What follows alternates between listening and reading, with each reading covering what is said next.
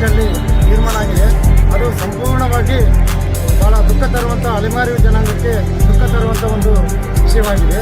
ಏಕೆಂದರೆ ಮಾನ್ಯ supreme court ಆದೇಶ ಏನು ಹೇಳ್ತಾ ಇದೆ ಅಂದರೆ ಶೋಷಿತ ಸಮುದಾಯಗಳು, ತಳ ಸಮುದಾಯಗಳು ಅತ್ಯಂತ ಕಡುಬಡುತನದಿಂದ ಇರ್ತಕ್ಕಂಥ ಜನರಿಗೆ ಪ್ರಾಧಾನ್ಯತೆ ಕೊಡಬೇಕಂತ ಸುಪ್ರೀಂ ಕೋರ್ಟ್ ಆದೇಶ ನೀಡಿದ್ರೂ ಇವತ್ತು ಮಾನ್ಯ ಸಿದ್ದರಾಮಯ್ಯ ಸರ್ಕಾರ ಕೇವಲ ವೋಟ್ ಬ್ಯಾಂಕ್ ರಾಜಕಾರಣಕ್ಕೋಸ್ಕರ ಇವತ್ತು ಅಲೆಮಾರಿಗಳನ್ನ ಅಡುಬಡುತ್ತಲ್ಲಿರ್ತಕ್ಕಂಥ ಅಲೆಮಾರಿ ಇವತ್ತು ಟೆಂಟಲ್ಲಿ ಜೀವನ ಮಾಡ್ತಕ್ಕಂಥ ಅಲೆಮಾರಿಗಳನ್ನ ತಗೊಂಡೋಗಿ ಸ್ಪರ್ಶ ಜಾತಿಗಳಾಗಿರ್ತಕ್ಕಂಥ ಲಂಬಾಣಿ, ಬೋವಿ, ಕೊಲಂಬೋ ಜಾತಿಗಳ ನಡುವೆ ಸೇರಿಸಿದ್ದಾರೆ.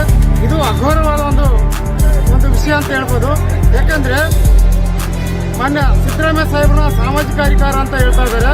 ಇದು ನಿಜಕ್ಕೂ ಸಾಧ್ಯ ಆಗಬೇಕಂದ್ರೆ ಏನು ಅಲೆಮಾರಿ ಜನಾಂಗಕ್ಕೆ ಮಾನ್ಯ ನ್ಯಾಯಮೂರ್ತಿ ಸದಸ್ಯ ನಾಗಮೋಹನ್ ದಾಸ್ ಅವರು ಏನು ಪ್ರತ್ಯೇಕವಾಗಿ 1% ಮೀಸಲಾತಿ ಇಟ್ಟಿದ್ರು ಅದನ್ನು ಈ ಕೂಡಲೇ ಮಾನ್ಯ ಅಲೆಮಾರಿ ಜನಾಂಗಕ್ಕೆ ಪ್ರತ್ಯೇಕವಾಗಿ ಕ್ಯಾಬಿನೆಟ್ನಲ್ಲಿ ಮತ್ತೊಮ್ಮೆ ಚರ್ಚೆ ಮಾಡಿ ನಿಗದಿಪಡಿಸಬೇಕು. ಇಲ್ಲಾಂದರೆ ಅವರು ಸಾಮಾಜಿಕ ಅಧಿಕಾರಿಗಳಲ್ಲ, ಏಕೆಂದರೆ ತಳ ಸಮುದಾಯವ್ರನ್ನ ಮೇಲೆತ್ತಬೇಕಂತೇಳಿ ತಮ್ಮ ಮನಸ್ಸಲ್ಲಿದ್ದರೂ ಕೂಡ ಕೆಲವು ಸಚಿವರ ಒತ್ತಾಯಕ್ಕೆ ಮಣಿದು ಈ ರೀತಿ ಅನ್ಯಾಯದ ಕೆಲಸವನ್ನು ಮಾಡಿದ್ದಾರೆ.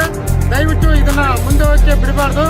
ನಾವು ಮುಂದಿನ ದಿನಗಳಲ್ಲಿ ಎಡ ಮತ್ತು ಬಲ ಎಲ್ಲ ಪ್ರಗತಿಪರ ಚಿಂತಕರು ಈ ಬಗ್ಗೆ ಈ ಒಂದು ಸರಿಪಡಿಸ್ತಾ ಇದ್ರೆ, ಈ ಸಮಸ್ಯೆಯನ್ನು ಸರಿಪಡಿಸ್ತಾ ಇದ್ರೆ ಮುಂದಿನ ದಿನಗಳಲ್ಲಿ ವಿಧಾನಸೌಧ ಮುತ್ತಿ ಹಾಕುವಂಥ ಕೆಲಸಗಳನ್ನು ನಾವು ಖಂಡಿತವನ್ನು ಕಡಗಣತೆ ಮಾಡ್ತೇವೆ ಅಂತ ಈ ಮಾತನ್ನು ಆಗ್ರಹ ಮಾಡ್ತೇನೆ. ಜೈ